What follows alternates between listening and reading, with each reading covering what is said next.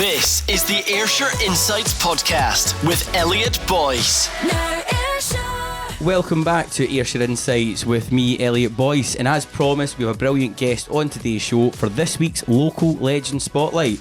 This woman is a real homegrown legend, from her impact in equestrian sports to various businesses, charities and even a pub. I'm delighted to welcome Morean Hamilton from Hamilton Tarmac, the Cobble Shop and even the Thistle Pub. Maureen, a massive thanks for coming on the show today. Thanks very much for inviting us, Elliot. Unfortunately, I'm here without my wingman today. Flying solo. Yeah, flying solo. We're never that comfortable talking about ourselves, but this is a great wee slot. And if our story and experience inspires just one person, then it makes this wee bit of discomfort worth it. Listen, thank you very much for coming on. We do appreciate it. Now, before we find out about how it all started, I want to know a little bit more about you. So first of all, are you a thoroughbred woman or a Clydesdale woman? Oh, I'm definitely a thoroughbred. Do you like a gin or a vodka? Oh, I'm a vodka girl. And do you like grass or paving? Oh, I'd have to say paving. Grass is a lot more work. There, I managed to get just about every bit you did into that wee 1-3 quick fire question there. Right, okay, going to find out a lot more about Morean Hamilton very soon.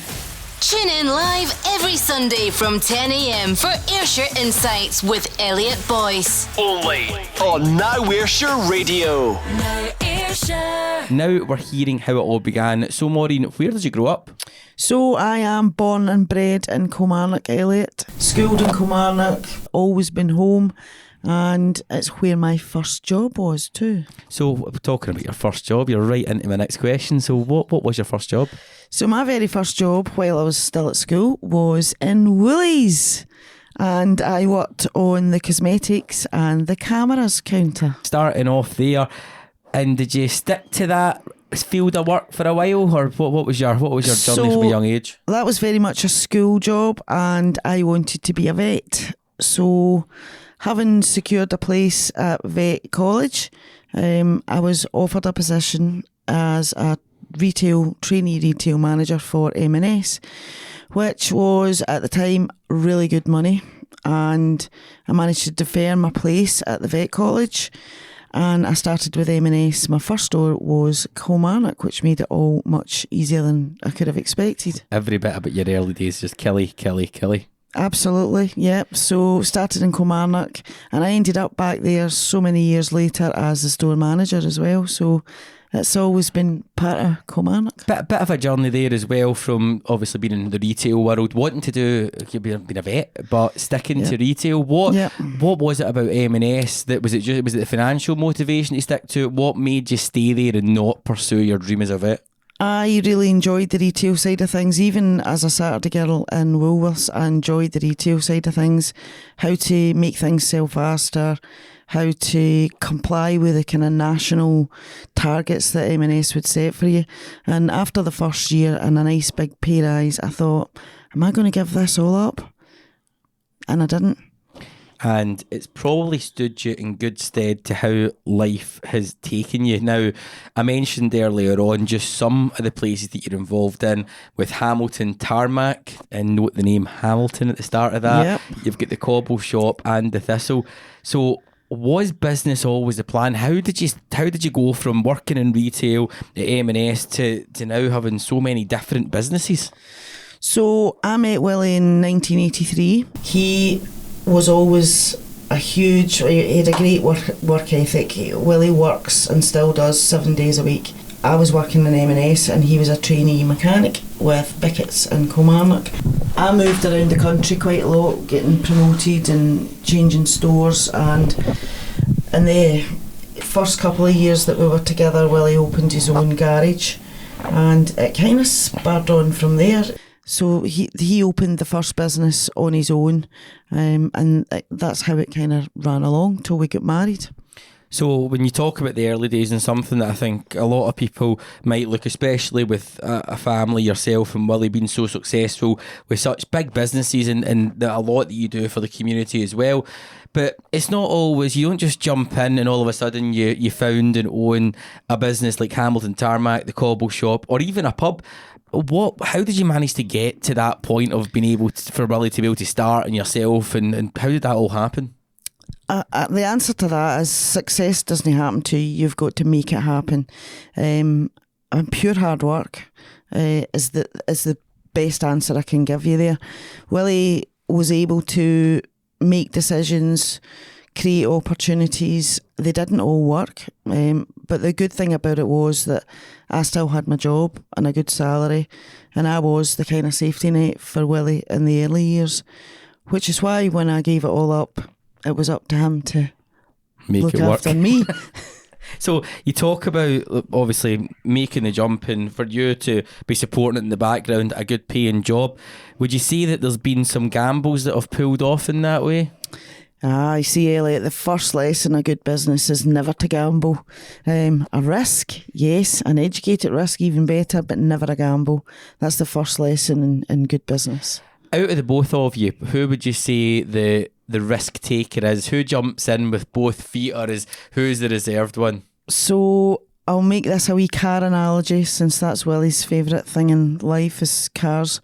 He is the accelerator and the clutch. He decides the speed and the gears, and I tend to be the brake and the hazard lights. That's how it works. And probably that balance is what's allowed you to grow the businesses and also continue to acquire business to where you are today. Yeah, so it's not all been easy. We've had some brilliant days, some hilarious days, some really dark days, and if I can make it like something, it's like snakes and ladders. You go along, you throw your dice, ladder, up we go, and then eventually you're going to hit a great big snake, and you need plan B, and sometimes you need plan C, and you need to be so resilient and focused and have the plan that keeps you keeping on to get to where you want to be. That links really well. So just after this, we're going to talk about the big wins and the biggest lessons. Now Ayrshire Radio Podcast presents Ayrshire Insights with Elliot Boyce. Now Ayrshire. So Maureen, what was your first big win? We started the business together, and Willie's run with it for all of its journey. Willie has achieved different accreditations throughout the business, and probably being on council tender lists was the biggest step up that we could make from just doing private work. And that changed things a bit for us, because that was a constant, regular cash flow. It was constant work. It let us increase the workforce. And that, I would say, really was when things changed first time round, yeah. So we talk about the journey to get to that. There's obviously a lot of work involved to get to the point where you're meeting the criteria even to get onto frameworks. Yeah. So yes, absolutely. There's training. We've been really lucky, and Willie loves to take a school leaver and create an experienced person out of them. We've been really lucky, as I say, that we've had a lot of staff with us for a long, long time. We've trained them, we've brought them along, man and boy sort of thing, and that really does help when things are moving at pace. Now, throughout your time, there's obviously been some big wins, but there's also some difficult decisions. What would you say your most difficult decision's been? Probably for me, to give up my work was my most difficult decision. I think there was a comfort blanket for both of us there, that my salary was always incoming, and to give that up, having needed it for so long in the early days, was quite a big step for me personally. Not so much for Willie, who was just delighted to be able to phone me at lunchtime and order his tea, what can I have for dinner tonight? So that was a difficult decision for me. The next difficult decision was stepping away from where we started the business, which was at home. The yard was at home, and could we keep on top of things if we moved it away? However, we did. And although it was a difficult decision, we moved away from our base in Hurlford to Olympic Business Park. Do you think that gave you a separation, though, from living where you work and being able to get up in the morning, and you've always going to work, but walking probably just outside your door to rather than getting in the car, going to a place of work? Do you feel that made things better and gave you that split of work and life. Yeah, definitely. So for me, and I don't work on site at all ever, so it was nice for me because I could hear the birds in the morning instead of the reversing beepers of the trucks and things like that.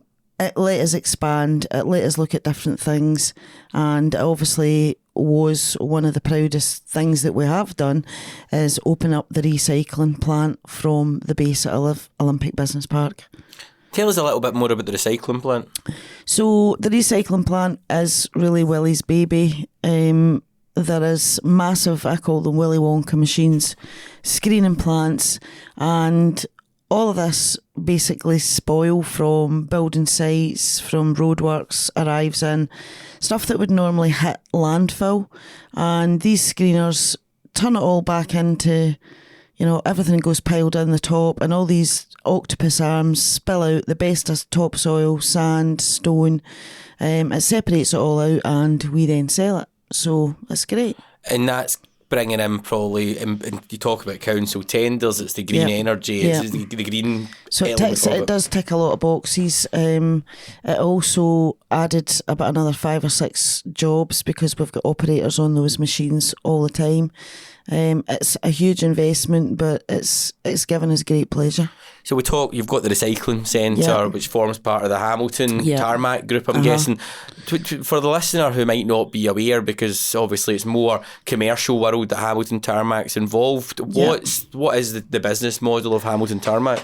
So the business model is surfacing and now recycling, which is why when the Blackwood family decided that they were moving on from the Cobble Shop, it was a kind of no-brainer for Willie and I. That actually gave us a domestic link to soil, sand, stone, aggregates, coming from a business which was well known, highly respected, and had a huge following on social media, etc. So that has brought about different customers for us, and it's allowing our recycled product to go out to gardens and gardeners as opposed consumer level. Yeah, absolutely. Amazing, and it's a natural progression from what the Hamilton Tarmac is. But what I would say, that probably covers what Hamilton Tarmac does, the Cobble Shop being an add-on for the consumer. The pub? Yeah, the pub was one of those decisions that was maybe more Willie's than mine. I was used to working in M&S selling chickens and knickers, and pints didn't come into it. I like to be the other side of the bar, Elliot. The pub was a property investment, and it had previously been a social club. It was in dire need of improvement. We had a great summer of 2005, ripping it to shreds and remodelling it, redesigning it. It won a couple of awards straight off for renovations and things like that. And it is the kind of heart and soul of our village in Hurlford, where dads take their sons for their first pint. Unfortunately, we do the funeral side of things. We do weddings, we do christenings, we do naming parties, hen nights, you name it. It's a great wee pub with a good team, and we do well. And an offshoot from that, anyone who might have been to like a truck fest or at different events might have seen your wee creative ones. So tell us a little bit about that. So Barney the bus. Barney is a 1963 vintage bus. That Willie and I were at a horse show, funnily enough, in Windsor Great Park, and saw this amazing red bus. It was queued out the door. It was a scorcher of a day, and we said, God, look at that, we should really try and do something like that. And Willie flew down to Somerset to look at a bus, and the bus came home and we designed it. Local tradesmen helped us build it, Westfab and Fenwick and Sturton. They did the sliding roof, and we have an absolute ball with this. It goes to the Royal Highland Show, it goes to the golf, it goes to Truckfest. It's out and about a lot, and we love it. No, it's great, and I can tell you I've been in the top the top deck of that before having a few drinks. Now listen, one thing I want to get to, and I think it's important, there's clearly a lot of businesses in there, but I spoke to you off air and found it quite remarkable about the level of involvement that you actually have in the day-to-day operations. Talk us through about that, because I mean, you've got all these businesses, but you're keeping such a such intact with them all. Tell us about you as a person in terms of how you managed to keep Hamilton Tarmac, the Cobble Shop, the recycling element and the Thistle Pub along with everything else going. It's a big juggling job in a day, you see, and I make a lot of good use of my phone. We've got good teams, as I say, on site. Hamilton Tarmac, we've got some real loyal with us people that have been with us for a long time. People like Wilson, who's Willie's right hand man, Ruth, my sister. We keep it all going together. The pub, yeah, everything from, is the beer garden out? Do you need a change order? Yeah, that falls back to me at times. But the team in there make it all happen. I might come up with a lot of the ideas, but the team make it all happen. It's just there's nothing like being busy. There is no downtime. I'm a busy person. I actually wouldn't know what to do if I had time to sit down in the afternoon and watch a movie or something else. Overrated. I definitely think so. So the old saying that everybody says, you work hard and you work to live, not live to work. I always turn that round, Elliot, and say we would work harder to live better. Exactly. Absolutely. As somebody who's also doing 7 days a week, I can totally I know. match with that. But listen, you're right, and at the end of the day, if you do work hard, you do get to live better, and it's a good saying, which does mean, and yourself and Willie clearly do work extremely hard, getting involved and right down the level of everything, but also having that strong team around you, and you can't really buy that. No, you can't. And when somebody's just on the same wavelength and understands, let's be honest, nobody's ever going to look after a business if it's your business the way that you look after it. But we've been very lucky, and there are people who are totally on side. What would you say to somebody who might be going through the journey just now and trying to grow businesses? I mean, you talk about cash flow, and again, we'd mentioned off air about the early days and the challenges that you had with mortgage rates at the time, which are creeping up but don't seem to be at level with what you were at. No, sometimes people will say to us, yeah, it's all right for you. You started this and it's grown and grown and grown. Yeah, we had some big dips in the road as well, but the mortgage rate when we bought our first home was 13%, so there was no hope of us ever dipping into an overdraft. Success you've got to make happen, and if you are 100% committed with your business and your idea and your plan, then you need to have plan A, plan B and plan C. You need to be really resilient and keep on keeping on. Take the knocks, work out how you're going to do it. You've got to apply yourself 24/7, and really one of the biggest things is sacrifice, because you work to put the money back in for a long time. You don't really get to take the money back out. We got married, the business was in its infancy really, and we never went on holiday for about 8 years. And when we did think about going on holiday, the money that was set aside for that ended up inevitably buying football strips for the village teams. That's how the holiday funds were moved on, because that's the kind of way we think. At that point in time, the village was trying to re-establish a boys' club regime, and they had nothing. So yeah, my holiday funds went to buy strips and goalposts and things like that. That's okay. That's kind of who we are. But you had that there, you went through the journey, a lot going back, but now getting to enjoy some of the nicer things and reap the rewards from years and years of dedication and hard work. Yeah, nobody ever taps you in the back and says, it's okay, you've kind of got enough, you can spend a bit now. We're kind of still careful, if that makes sense. But we tend to do a bit more now for people around and about. We've always been supporters of Cash for Kids, and that's been 20 plus years. So we're going to talk about that. Really interested to find out about your links to the community and also what's next. Now streaming Ayrshire Insights, hosted by Elliot Boyce. This is Now Ayrshire Radio. Now it's time to talk community charity and Ayrshire Pride, but before we do that, we want to find out your weekly bargains. The listeners have been in touch letting us know what their bargain of the week is, what they've managed to pick up for a tenner or less. But Maureen, what is your bargain of the week? Well, anybody that knows me, Elliot, knows I love to shop, but a tenner this week, the best tenner I've spent in a while. 2 little handheld fans from Temu, and they have been a total star buy this past week in the heat. Fantastic, there we go. So Temu, I do get a TikTok shop one every week, so Temu is a bit different if that's your bargain of the week. It is indeed. I thought I was going to get a sales pitch there for your M&S bargains of the week. No, you don't get much for a tenner there now. Not at all. Right, okay, so Maureen, back to you. Why support local causes like us here at Now Ayrshire Radio? Now Ayrshire Radio started up at a great time for us. We just were starting to establish the Cobble Shop. Anna approached us and we had a great wee chat and some ideas and some opportunities arose. We had great fun, as did Lauren, who works for us in the Cobble Shop. Ali and Michael came out and made a couple of early doors videos. We've loved it. The relationship's been great. It's been so easy to work with yous. The adverts are local, they're timely, and we have seen a huge uplift in trading as a result of the adverts being out and about.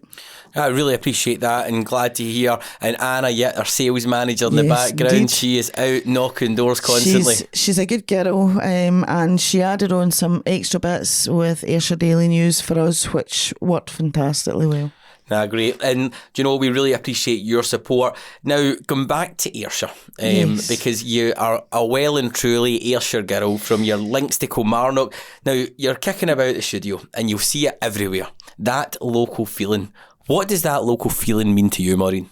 It's dead simple. I'm born and bred in Ayrshire, and Ayrshire's home. And as they say, there's no place like home. I think we've got some fantastic people, places. There's a lot we could change, and maybe we could change more if we all helped change it. But Ayrshire's home, and that's how simple it is. How has your business made an impact locally? So you've obviously got various different businesses, but I know charities got a massive part. You'd mentioned earlier about simple things like football strips for the local team, giving up your holiday money at the time for it. Yes. But what's the big impact that your businesses have made in the local community and charity? We have been kind of long-term supporters for Cash for Kids. And I know that the money that we have been able to donate over the years has had an impact. I've seen it myself. I was a trustee of the charity for 7 years, and to actually join some of these schemes and groups that benefit, it's heartwarming and heartbreaking in equal measures, to be absolutely honest. I'm currently a trustee of the Kelly Community, which is the charity arm of Kilmarnock Football Club. It's very rewarding, it's diverse, it's really interesting. They offer so much in terms of opportunities within and out with football. Everything from school coaching support to ASN and Alzheimer's groups, weight loss, keep fit, you name it. And if you don't know more about it, go on and find out, because there's groups for literally everybody. It's a real across the piece offer of services that engages so many people, and we have an absolutely fantastic team there. It's a great team, and I've had the privilege of meeting a lot of the people in the background through the links at Kilmarnock, and it's going from strength to strength as well. It is. The team have a huge affinity with everybody, from the pensioners that join the walk and talk groups to the ASN kids to the schools football stuff, where they add on extra coaching sessions like bullying and racism and all the rest of it. These guys deliver all of this so well. I'm very proud of them. Amazing. You should be proud of yourself for what you've achieved and the amount that you've given back locally as well. Well, it doesn't cost a lot. Willie and I are of the same kind of mindset. There's very little difference between the can and the can't, and it's only circumstances, usually beyond people's control, that puts them on one side of the fence or the other. So if you've got an hour or a tenner and you can give it, we're very much of the mindset, if you can, then do it. An amazing way to think, and probably what's helped you not just in your giving but also in your business, and it's about having that commitment to people, commitment locally, and look what you've achieved off the back of it. Well, the being able to is the nice thing of partly of being successful, is that you can help and you can give. And like I said, that if we can inspire anybody to make the effort to get to where they want to be, then it's all possible. Amazing, Maureen. Now, we're going to finish with a fun round and find out what's next for you just after this. Now Ayrshire Radio Podcast presents Ayrshire Insights with Elliot Boyce. Now Ayrshire. And it is now time for 5 fast ones. So, Maureen, I don't want you to think about it. Just shout out the first answer that comes into your head. Are you ready to play 5 fast ones? Yes, I am. Right, let's go. Favourite takeaway? Chinese. Song that always lifts your mood? Crackling Rosie by Neil Diamond. Best thing about Ayrshire? The coastline. Weirdest moment at work? Not going there. And who plays you in a movie of your life? Like I said, Elliot, it's been a long time since I've had time to sit down and watch a movie. Probably the last one was Pretty Woman. So I'll go with Julia Roberts. There we go. So we've got Maureen the Pretty Woman. Right, thanks for playing 5 fast ones. We'll be asking our guests every week to get involved. So Maureen, before we finish up today, what's next for you and your businesses? We'd like to continue doing what we're doing and do it as well as we can. No huge plans for any further expansion, but then again, who knows? If Willie's in the driving seat, things can change quite quickly. What's one thing that you'd hope for Ayrshire's future?